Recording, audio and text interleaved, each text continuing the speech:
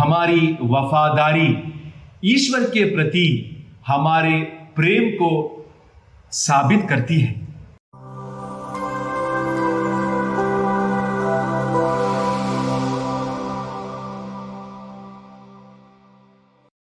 सबों को जय यीशु क्रिस्त में। मेरे भाइयों और बहनों, आज का सुसमाचार प्रभु यीशु के पहाड़ी उपदेश यानी सर्मन ऑन द माउंट से एक भाग से लिया गया है।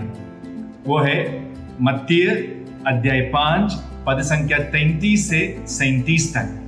मैं आपके लिए उसमें से एक आयत पढ़ना चाहता हूं। प्रभु यीशु कहते हैं, तुम लोगों ने यह भी सुना है कि पूर्वजों से कहा गया है, झूठी शपथ मत खाओ, प्रभु के सामने खाई हुई शपथ पूरी करो।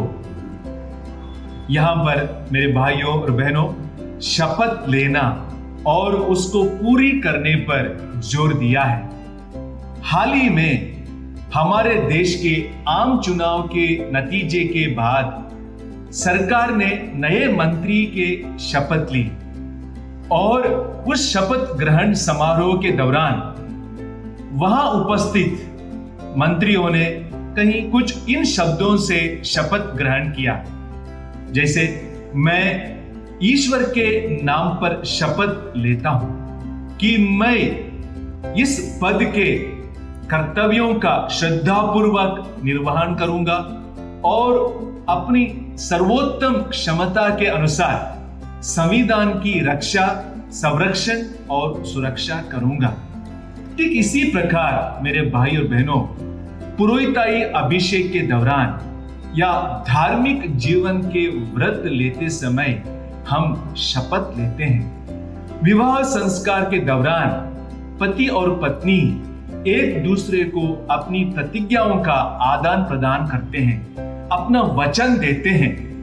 यहां पर केवल शपथ लेना या व्रत लेना, प्रतिज्ञा करना या हां कहना पर्याप्त नहीं है, बल्कि उस हां के प्रति वफादार रहना महत्वपूर्ण है। मां मरियम हमारे लिए एक महान उदाहरण है। उसने न केवल ईश्वर को हां कहा, बल्कि अंत तक अपनी हां को निभाया, अपनी हां को जिया। इसी तरह और एक उदाहरण हम संत पौलुस के जीवन में पाते हैं।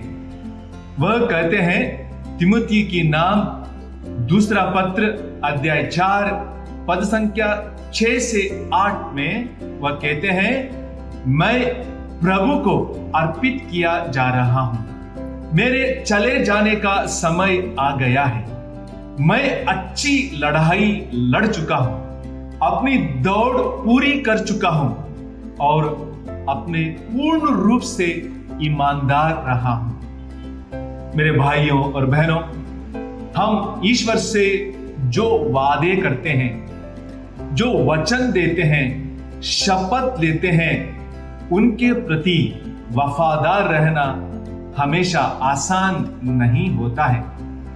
उन्हें तोड़ने के कई प्रलोभन भी होंगे।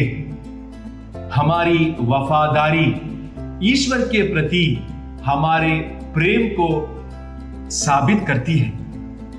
कई बार हम असफल हो जाते हैं। आइए भाई और बहनों, याद रखें कि भले ही हम बेवफा हों, ईश्वर हमेशा वफादार रहेंगे।